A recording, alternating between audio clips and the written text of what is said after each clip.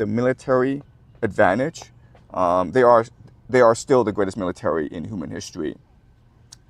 The problem, though, is the Iranians have much more strategic flexibility.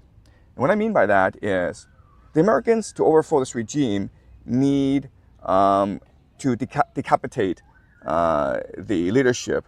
They need to create internal dissent, a revolution, and they need to rally the religious minorities against the regime in Tehran. Okay, and that's really the main strategy moving forward, and really the only, oh, this is my son Chris, by the way, and that's the only real path to victory for the Americans. Whereas the Iranians have much more strategic flexibility. Okay, so in other words, America and its allies in the Middle East have major strategic vulnerabilities.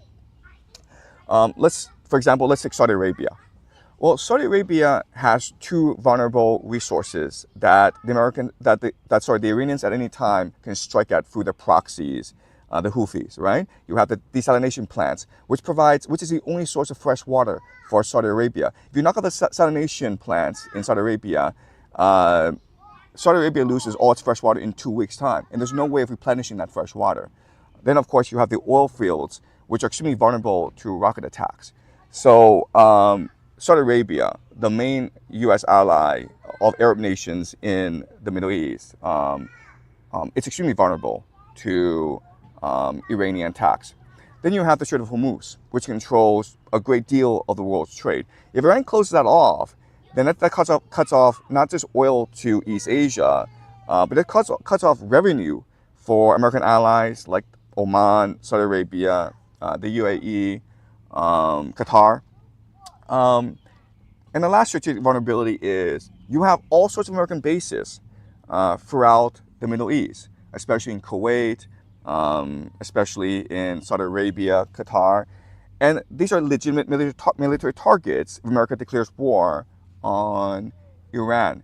So another way of saying this is Americans, their ability to inflict pain on Iran, we know it's predictable, and we know that the Iranians can sustain it because this sanctions regime has been going on for the past few decades.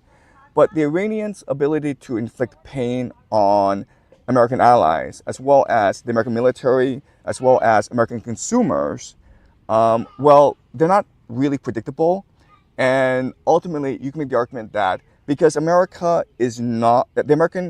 people are not in favor of this war, then it's less likely that American consumers will be able to absorb high oil prices and inflation that this war would inevitably cause.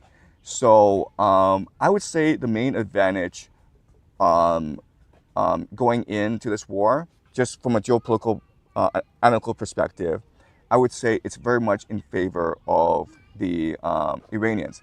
This does not mean that the Americans and Israelis will not be able to inflict tremendous